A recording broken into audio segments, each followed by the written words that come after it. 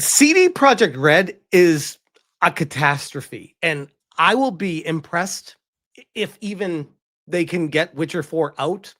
Never mind if it even functions, but just get it out the door because of the people that are working at this company and the more information that's coming out about them. It's just like, bro, what is wrong with this company?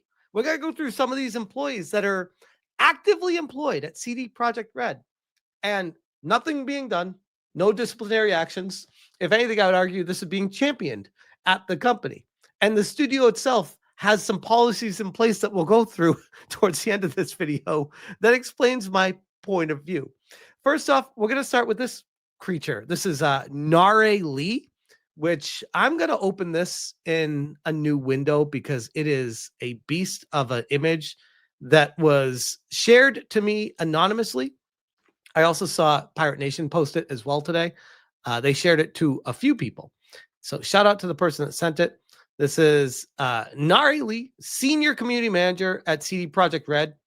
And they said, they reposted this. Magna Janus says, if gamers TM diverted their energies from detecting woke to defending queer and adult creators from actual puritanical moral crusades, we would accelerate swiftly into a better world. Very, very woke studio. Let me move myself. It's a little bit blurry because I'm zoomed in on the image, but that's what I just read down there.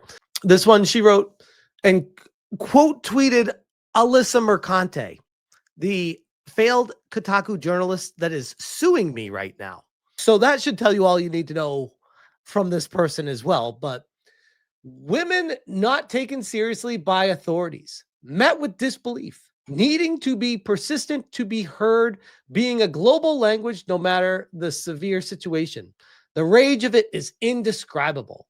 This onus always being on women to have to jump through hurdles for a shred of help, empathy, and justice. So this person is a feminist. They may not actually acknowledge it publicly, but just reading their words, I have concluded that they are a feminist. And feminism is the downfall of society. So anytime that I run into someone who claims to be a feminist or acts like a feminist, they are, to me, the enemy of civilization moving forward. This is Alyssa Mercante, to me, another person who strikes me as a feminist, quite the liberal one. My Twitch harassment / stalking story is live now at Rolling Stone. It's an intense read, but I'm proud of it. Thank you to the women and man who spoke to me for this piece. You're brave and bold and badass. Rolling Stone, horrified, harassment, stalkers, death threats, a day in the life of women on Twitch. Valkyrie, Sina, and Amaru were threatened on a live stream, but they're not the only women dealing with constant harassment. You know who else is dealing with constant harassment? Literally anybody that puts themselves in the public space in view for people. There are people that can handle it better than others, but it happens across the board to everybody. And I'd like to think that I'm a good case and point to counter the, harassment, stalkers, death threats. Yep, gotten it all. In fact, I would argue I'm being sued by someone who has been harassing me, ironically. And their lawsuit, from what I'm seeing right now, is not going so hot for them. Nari Lee, queers and sex-positive members of the community and anyone pushed to the mingies of mainstream media have always been labeled as antagonists, excuses for puritanical fanatics to brand women, gays, trans, and theys as phantom dangers. And they're always done. This Trans Day of Visibility, we've collated a definitive list of 90 plus trans games throughout history. So again, people, you're welcome to push trans ideology. I just don't want to support that financially. Like that is something that I do not believe in. And if studios are going to back that kind of ideology, then we will see how that works out for them. I can't speak for other people, but I can certainly control my own wallet. I said, apparently my reputation precedes me once again, because the anonymous person that sent this screenshot to me and other people as well, I didn't know who this person was. So I went to do some investigation on them. And the first thing I saw was I'm blocked by them. And I'm like, of course. Of course I am. And I said, oh, and on top of this hire, Sweet Baby Inc. defender who says every lever must be pulled to push the LGBTQ plus agenda announces she's joined CD Projekt Red. CD Projekt Red developer Mary Kenny declared every lever must be pulled to push LGBTQ plus agenda. Hence, she's working on the Cyberpunk 2077 sequel. Have fun with that one, guys. And I said, and let's not forget, this is from SmashJT.com. CD Projekt Red designer hates you, states he wants to punch gamers. Shout out to NeoGaf for compiling details on this complete shit show of an employee. Cian Mar, now a franchise and lore designer at CDPR and former journalist for The Gamer, I know you're all shocked, among a slew of other outlets, from what I can tell, has no discernible actual game development skills or talent, but instead a well-documented history of outwardly expressing hatred and hostility towards gamers, going so far as to say he'd like to punch them. So these are the people making games and trying to get your money from you. Have fun with that, CD Projekt Red. And another one that was shared with me anonymous, not as bad as the other ones, but still something I felt was worth mentioning. A very anti-American sentiment to have here by Anna McGill, yet another CDPR employee. Are we sensing a pattern for the workers and culture over there yet? They said, I interviewed with 20 studios in 2023 before finally finding a home at CDPR. Read, nobody wanted this person because they were woke as fuck and realized that they were an HR nightmare. But you know who didn't? CD Projekt Red. Studios closed, projects got canceled, devs got laid off. As of today, only one of those roles remains. It's a wild time in the games industry. And this is something that she retweeted. Wake up, babe. The least subtle visual metaphor in history just dropped. And it's the White House being destroyed, but this is because of the ballroom that Trump is having built with his own finances and backing. So, I mean, I guess it's a visual metaphor, but I would argue that this is in a good way. They're destroying the old and fixing it and making it better now. But we all know that's not what her intention was with that. Master TDS says, I've never even spoken about her. And he's blocked too. And I said, same. Emerald Apple, that means Cyberpunk 2 and Witcher 4 game is cooked. Our worst fears are confirmed. No wonder Siri looks like that. Yep, 100%. Coffee and Chocolate says, unpopular opinion. Cyberpunk 2077 was weak. I couldn't finish it. Haven't had much of a desire to go back. Contrasted with Deus Ex or even Cloudpunk, they failed to create a universe that I cared to live in. Michael Seguin says, I could never get into Witcher. I'm not a fantasy guy, but I absolutely love Cyberpunk 2077. Cyberpunk 2 is beyond cooked, and I have the utmost sympathy for the people awaiting Witcher 4, aka Veilguard 2.0. I also don't have the greatest of hopes for Mass Effect 5. Yep. And the comments are all similar to those as well.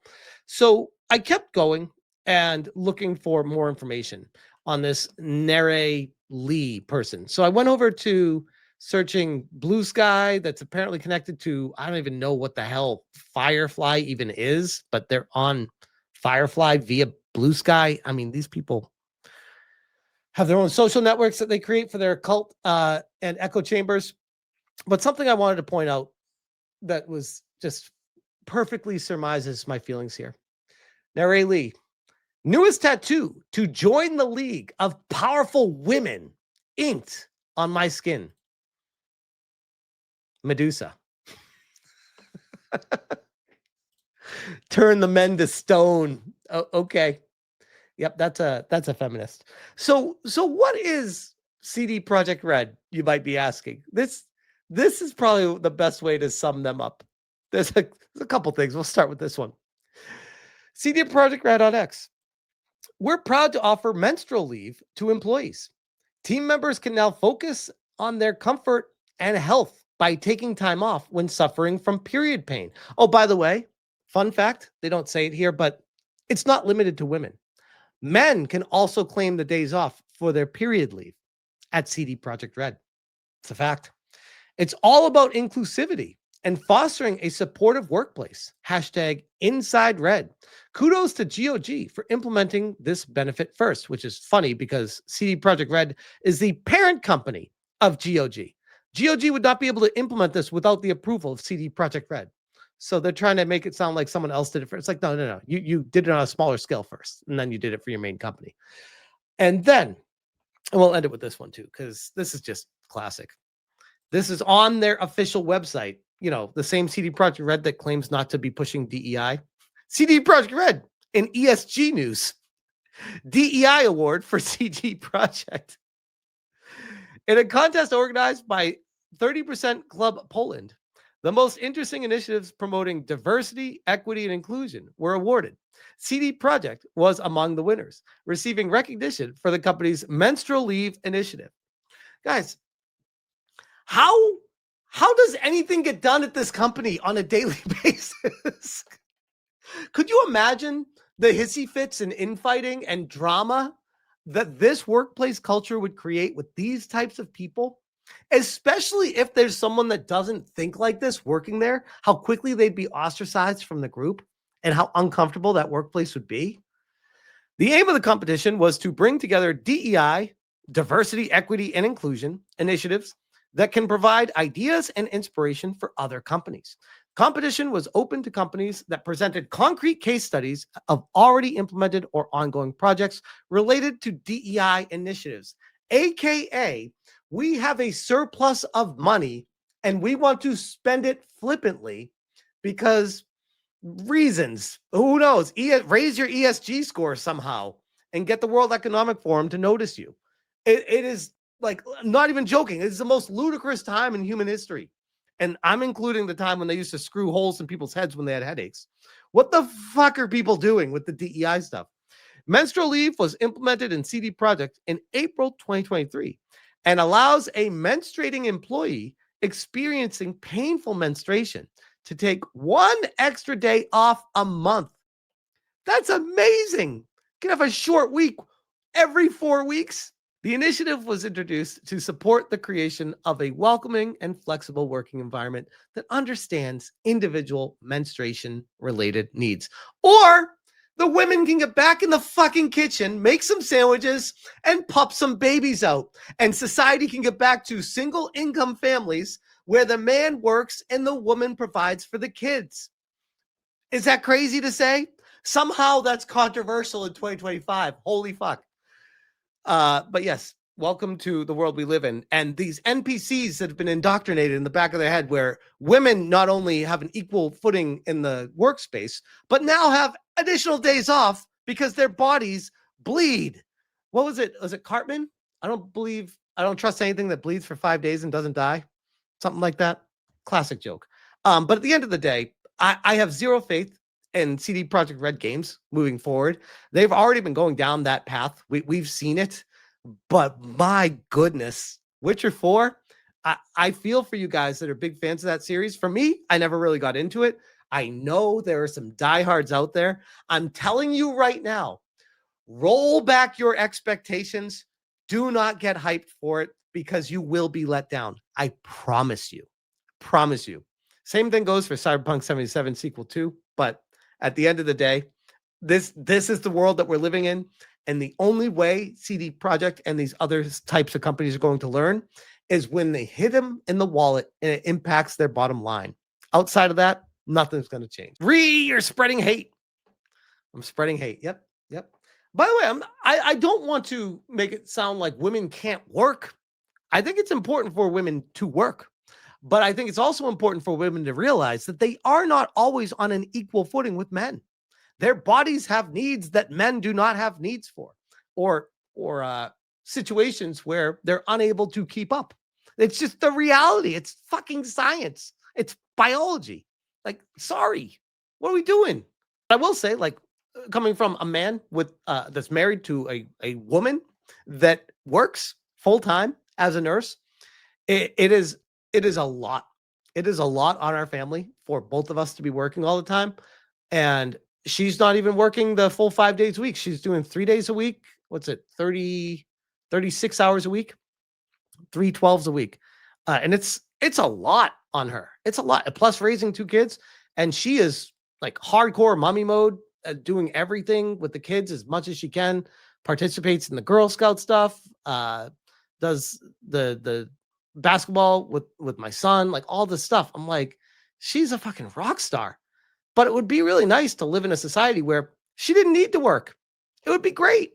It would be really great. But unfortunately, that's not how society is set up anymore. I'd say, ironically, the feminists that are pushing for equality are actually helping in destroying society and how it functions with the traditional roles of the family. But hey, call me crazy. I know that makes people really pissed off when I speak my mind on it, but it is what it is. You mean fix the economy? Nah. Yeah, exactly. What a shit show.